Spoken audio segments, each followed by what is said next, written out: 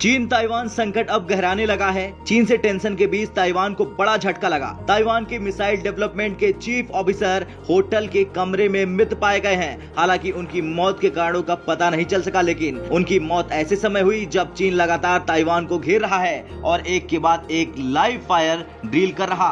Agency के मुताबिक Taiwan के रक्षा मंत्रालय के रिसर्च और डेवलपमेंट यूनिट के डिप्टी हेड ओयांग ली हिंग की मौत हुई है। वहीं ताइवान के रक्षा मंत्रालय का बड़ा बयान सामने आया है। ताइवान ने कहा कि चीन मुख्य द्वीप पर लगातार हमले की कोशिश कर रहा है। चीन की ओर से कई मिसाइलें दागी गई हैं। चीन के फाइटर जेट ताइवान की मध्य रेखा को पार कर रहे हैं। चीन के लड़ाकू विमानों को इस ओर आते हुए देखा गया है। उन्हें ताइवान के मुख्य द्वीप पर चीन लगातार मिसाइल दाग रहा है। तो वहीं इससे पहले यूएस स्पीकर नैन्सी पेलोसी की ताइवान यात्रा के बाद चीन भड़का हुआ है। लिहाजा चीन ने आक्रामक सैन्य अभ्यास शुरू कर दिया। इतना ही नहीं, देखते ही देखते चीन ने नैन्सी की यात्रा का विरोध भी किया था। लेकिन हैरानी की बात यह है कि ताइवान पर चीन की जाति को अमेरिका और जापान के अलावा बाकी दुनिया चुप है।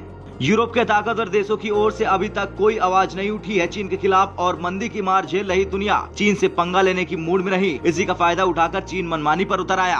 हालांकि ताइवान अपने आत्मरक्षा की हुंकार तो भर रहा, लेकिन चीन ताइवान के हुंकार को नजरअंदाज कर रहा। ताइवान के बिल्कुल करीब छोटे द्वीप से गोले दागे जा रहे हैं। हालांकि कहने को ये तो चीन का युद्धाभ्यास है, लेकिन आपको ऐसी तस्वीरें रूस और यूक्रेन के युद्ध के दौरान देखने को मिली थी। चीन की बौखलाहट का आलम यह है कि उसने युद्धाभ्यास के नाम पर चीन के चारों ओर पूरी ताकत झोंक दी। 11 बैलिस्टिक मिसाइल दागी तो 5 जापान के इलाके में जा गिरी। इतना ही नहीं, चीन ने पानी के अंदर मिसाइलें दागी जो कि जापान की सीमा के करीब 100 मील दूर दागी गई। चीन की इस हरकत से नाराज जापान के रक्षा मंत्री नोबुआ किशी ने कहा कि वो आग से न खेले। जापानी प्रधानमंत्री फुमियो किशिदा ने कहा जापान के स्पेशल इकोनॉमिक जोन की ओर से दागी गई चीन की 5 बैलिस्टिक मिसाइल क्षेत्रीय शांति और सुरक्षा के लिए खतरा है। लेकिन सवाल यह है कि आखिर चीन ताइवान के साथ जापान क्यों छेड़ रहा। दरअसल ये कोई गलती नहीं बल्कि जानबूझकर उठाया गया ड्रैगन का कदम है, क्योंकि जिस वक्त चीन ये गुस्ताखी कर रहा था उस वक्त अमेरिकी हाउस स्पीकर नैन्सी